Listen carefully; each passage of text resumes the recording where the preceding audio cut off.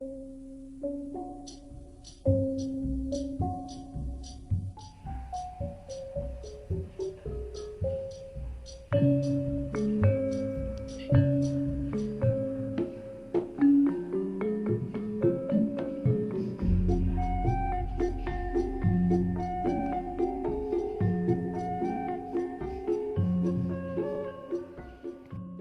sujud penggalian yang berbahagia. Selamat pagi dan salam waras.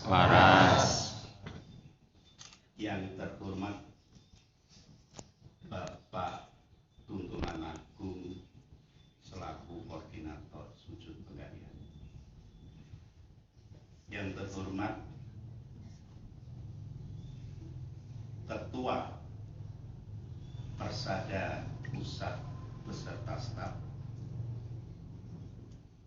Yang saya hormati juga Bapak Ketua Yayasan Serati Dharma Pusat, dan tidak lupa panitia tetap kegiatan ajaran kerohanian Sabda Dharma di Yogyakarta. Yang paling saya cintai dan saya hormati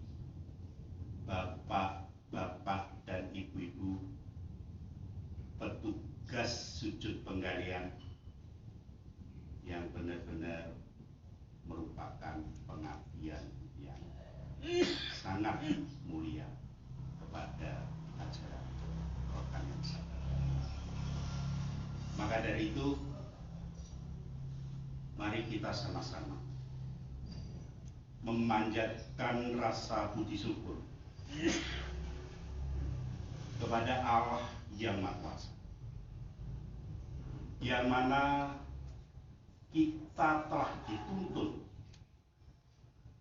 untuk membentuk jati diri kita sebagai umat manusia yang bermanfaat dan berguna bagi sesama umat. Maka dari itu, dengan diterimanya ajaran kerohanian Sabda Dharma ini, semoga kita sebagai penghayat kerohanian betul-betul mendapatkan tuntunannya dan sinar-sinar bimbingan untuk kita semua. Juga tidak lupa sinar-sinar Buku Panuntun Agung Sri Utomo dan Ibu Sri Paula yang telah memberikan dan memperjuangkan kita. Begitu besar jasanya untuk kita semua. Semoga apa yang telah diberikan kita bisa menteladani perbuatan-perbuatan beliau, tindakan dan tugas-tugas beliau yang timbanya dapat kita warisi. Para peserta sujud penggalian yang berbahagia, sebelum saya memberikan arahan tentang sujud, kami hanya ingin mengingatkan terlebih dahulu tentang sujud adalah supaya betul-betul diperhatikan. Contohnya adalah pada saat kita patrap sujud, langsung saja bersendagap, ya, jangan seperti dulu. Kalau dulu masih dalam tataran-tataran merupakan perjalanan, tapi sekarang sudah dibentuk atau dipadukan oleh Buku Panuntun Sri Utomo menjadi kesempurnaannya. Jadi tidak perlu ada yang masih begini nunggu lama baru terangkat tangannya. Itu saya kira membuang waktu. Ya Pak ya. Terus yang kedua, sendakep, ya, sendakep tangan kanan pegang, ya, tangan kanan pegang. Jangan di bawah tangan kiri. Akhirnya apa? Kalau sudah mat, ini jatuh. Ya enggak? Iya. Karena tidak ada ikatan. Kalau ini ada ikatan, tidak akan jatuh. Terus yang kedua, masih ada yang begini. Ini mengganggu sekali jalannya getaran.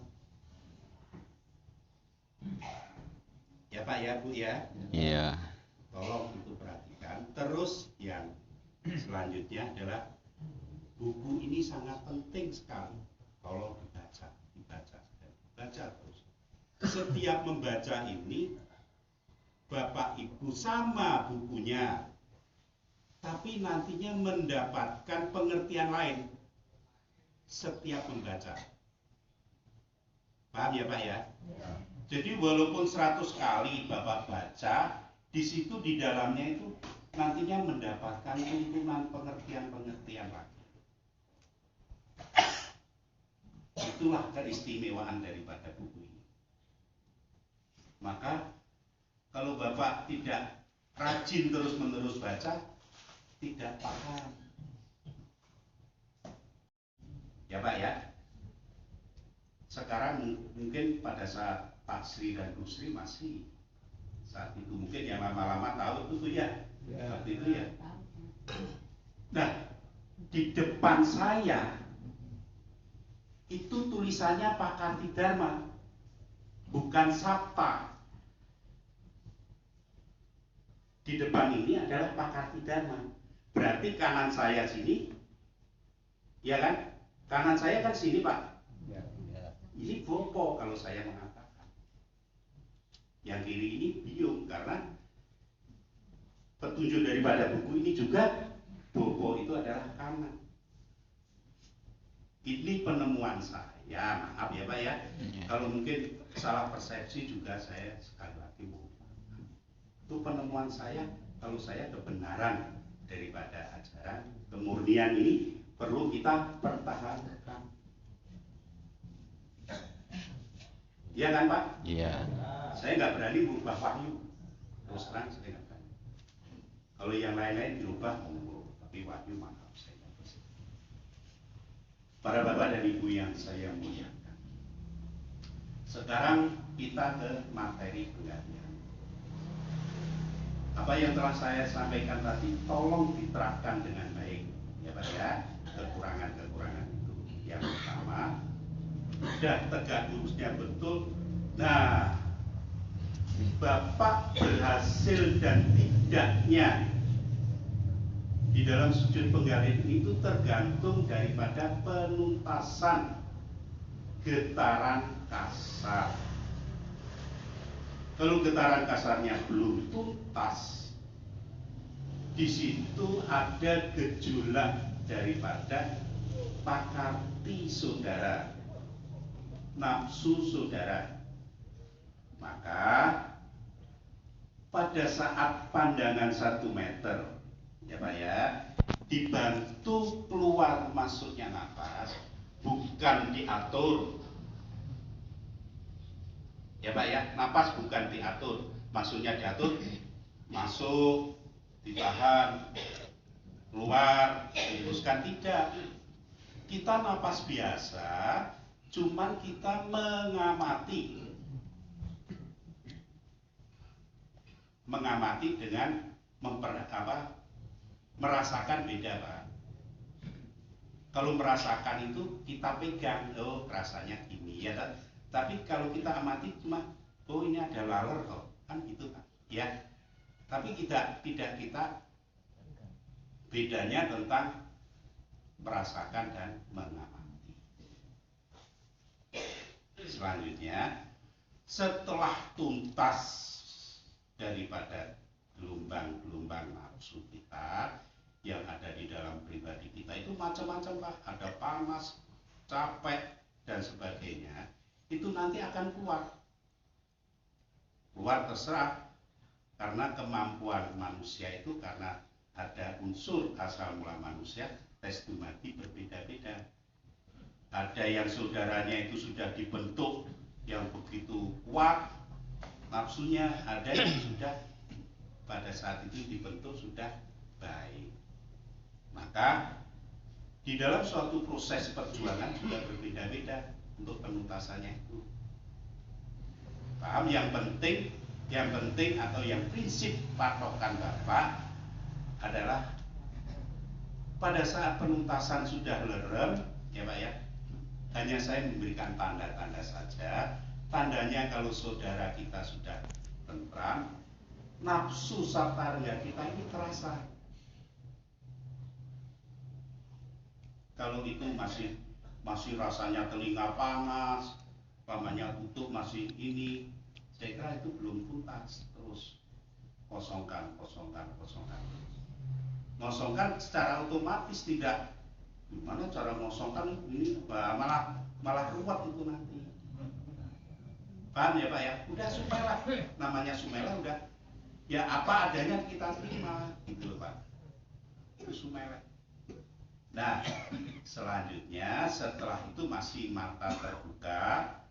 Pada saat kita pandangan itu nanti ada bias daripada percikan sari-sari bumi dan bertemu dengan sinar cahaya alam. Yang hijau moyo di simbol pribadi itu masuk, ya Pak ya, masuk menembus di otak kecil. Rasanya dingin, berarti kalau di otak kecil ini dingin, Bapak dan Ibu aktivitas pikirnya sudah lerem. Ngerti ya yang bahasa Bali lerem ya Pak ya? Lerem tenang, tidak bergejolak pikiran kita. Nah, selanjutnya yang paling penting, ini prinsip sekali pada saat sujud di rumah-rumah.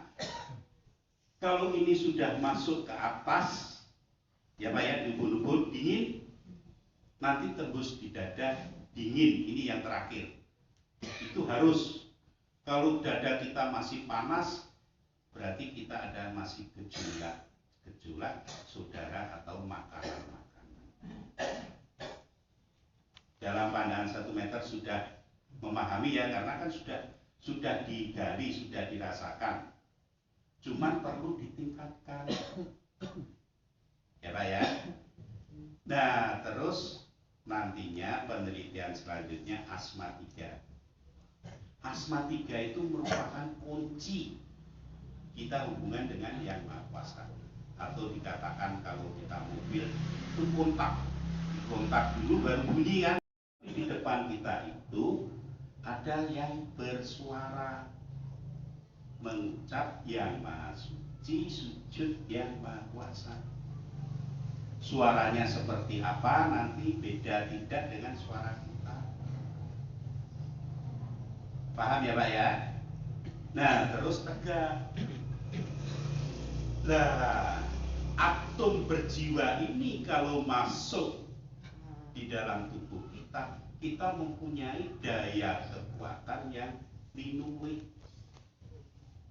Karena atom berjiwa itu ada kehidupan yang memperbaiki diri kita, kekurangan pribadi kita, yaitu yang nantinya membentuk satria utama yang bisa merubah sikap, watak, dan perilaku manusia. Pada saat atom berjiwa itu ada, tapi kalau getaran halus nggak bisa diterima, tentu saja ya namanya warga baik-baik, tapi tidak mempunyai sesuatu yang mendapatkan kekuatan dari Yang Maha Kuasa. Karena terus terang saja bahwa ajaran kerohanian Sabta Dharma ini untuk melakukan wawarah 7 itu bukannya gampang Pak. Wah, itu kalau bukan orang-orang yang betul-betul punya kemampuan rohani, susah untuk menjalankan wawarah 7. Sekarang contoh ya Pak ya, contoh sekali. Tetulung marang sopo baik, itu bahasa Jawa loh Pak ya. Karena kalau bahasa Indonesia ada sedikit yang berbeda. Tetulung marang sapa bae yen perlu. Nah, itu perlu dipahami oleh warga. Yen perlu. Ya kan, di situ ada koma kan Pak, berhenti kan? Karena apa? Kalau orang nggak tahu, waduh, yang kena karma udah sikat aja karena itu memang tugas kita Pak untuk membantu. Nah, membantu orang karma susah, malah mendapatkan karma sendiri. Paham ya? Yen perlu kanthi urang duweni pamrih apa bae kajaba mung rasa welas lan asih. Ya kan Pak? Nah, itu bahasa Jawa. Sama dengan ini. Wani urip kanthi kapitayan saka kekuatane dhewe. Lah, baju aja minta bantuan, semua minta bantuan ya Pak ya. Bukan itu maksudnya. Jadi kita mandiri itu bukan kita minta tolong dukun, kita minta perewangan, kita minta itu tidak, itu sabda dharma itu tidak diperkenankan. Karena apa? Karena sujud kita ini asal mula manusia, sujud yang bersih dan suci. Nah, kalau ditambahi dengan dari luar, saya yakin dan sangat aku yakin katanya. Orang lain loh Pak ya. Katanya itu jelas nggak bakalan bisa bening, nggak bakalan bisa sujud. Saya juga berani. Ada warga yang dia dicampur Pak ilmu dengan itu, tapi yakin dia tidak bisa melakukan warak tujuh dengan baik dan benar. Kalau ada warga yang wah pangusatanya katanya jos, ya kan? Tapi dia wah gayanya wah pentereng kata bahasa Jawanya itu. Wah gemede, pengmingsun dan mau menerima imbalan orang lain, minta jasa dan sebagainya.